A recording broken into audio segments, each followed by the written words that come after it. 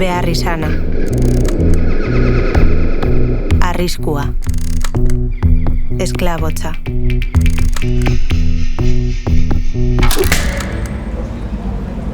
Blockchains, algoritmoak, kriptomonedak, ulertzen ez ditugun hitzak eta ikustezina dan dirua. Gaur egun, pertsona askok arrakastatsuak izatea zoriontasuna lortzeko oinarrizko baldintza dela pentsatzen dute.